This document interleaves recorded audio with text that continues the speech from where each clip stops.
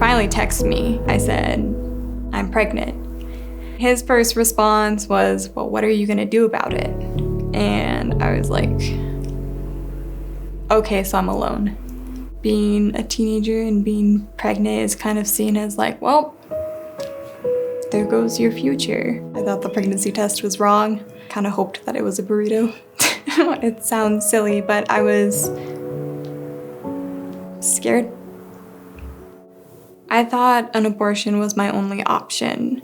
So I asked my friend Kayla, I said, hey, I need you to drive me to Denver on this day. I have a special doctor's appointment.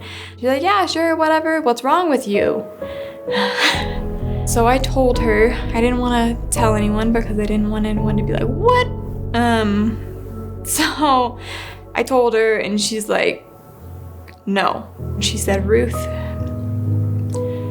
I know you're trying to rush this because you don't want to think about it, but I'm gonna make you think about it. A lot of my fear stemmed from being alone. I was very alone, very isolated at that time, and all of a sudden I wasn't. It wasn't exactly a book or a film or anything that I had watched or read to really educate me on the process of how to do college when you're pregnant. My teachers, and they even said they had never dealt with a pregnant student before, so they didn't know how to go forward. And therefore, neither did I. I ended up having Eli the week before finals. I wasn't able to take my finals. Because I failed my classes, I lost my financial aid. Legally, according to Title IX, I should have been protected.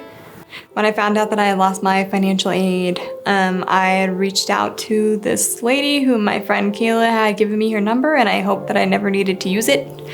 And her name is Bethany Jansen, and I reached out to her and she's like, oh no, they're not allowed to do that. She worked with Students for Life, and she was the one who educated me on my Title IX rights, and she helped me to get my financial aid back. And then she got connected with the Students for Life group on campus. They threw me and Eli a baby shower. It was very sweet. They were supportive, and it was nice to kind of like walk around school and not kind of be the single young mom, but to kind of be kind of normal. Right now, I am back in school. I'm working in my career field. I never thought that I would be here with raising a child by myself. I always thought that it would be so hard to raise a child and that I'd have to live with my parents for the rest of my life. Having Eli has empowered me in the sense that he makes me feel like I can do things that I was scared to do before. I would say to the young pregnant woman that she is not alone, that there is a community that wants to care for her and love her, and that there is no shame in accepting help that is offered to you. My name is Ruth, and this is my Pregnant on Campus story.